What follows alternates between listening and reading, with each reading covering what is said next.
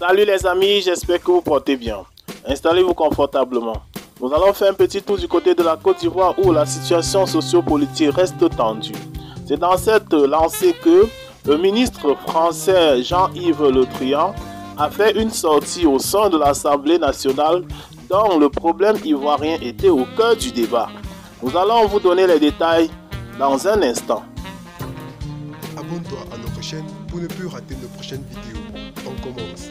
Eh bien les amis, comme nous vous l'avons annoncé au début de cette vidéo, le ministre français Jean-Yves Le Drian a fait une sortie au sein de l'Assemblée nationale française ce mardi 10 novembre 2020, dont le problème ivoirien était à l'ordre du jour.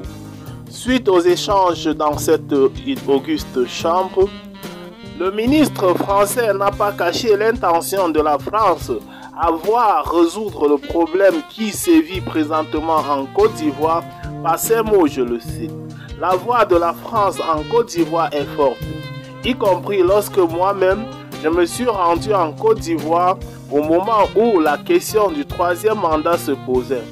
On nous avait à plusieurs reprises, en parfaite harmonie avec l'Union européenne, fait valoir nos inquiétudes sur le climat de tension qui a prévalu durant la tenue de ce scrutin et nous avons condamné les violences intervenues avant, pendant et après le scrutin.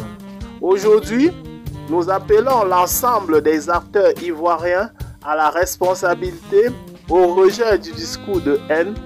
Nous nous retrouvons tous à fait dans les propos exprimés par le secrétaire général des Nations Unies concernant les arrestations, les restrictions, la liberté de mouvement dont certains acteurs politiques ivoiriens font actuellement l'objet. Par ces mots, nous constatons que le ministre Le Drian n'a pas mâché ses mots concernant la situation qui prévaut en Côte d'Ivoire, car il a martelé les arrestations et la restriction des libertés. Il continue en ces termes, je le cite. Le président Ouattara s'est exprimé hier devant son pays en proposant un dialogue avec l'ancien président, M. Bédié. Cela va dans le bon sens. Nous souhaitons par contre et clairement que des actes contribuent à l'apaisement. Des mesures rapides et concrètes doivent être prises pour tourner la page de la violence et de la division. Nous pensons aussi que le règlement des différends entre l'autorité et l'opposition doit se faire sur une base inclusive en associant l'ensemble des forces politiques du pays dans le respect du cadre institutionnel, dans le respect de l'état de droit.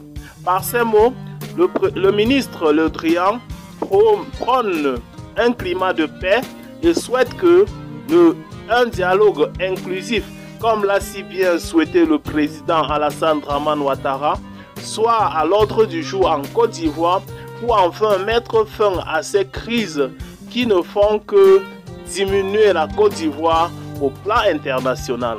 Pour suivre de près cette actualité et ne pas rater nos prochaines vidéos, n'oubliez pas de cliquer sur j'aime et surtout de vous abonner à la chaîne. Et si vous l'avez trouvée intéressante, n'oubliez pas de la partager avec vos amis. Bye et à très bientôt pour de nouvelles vidéos.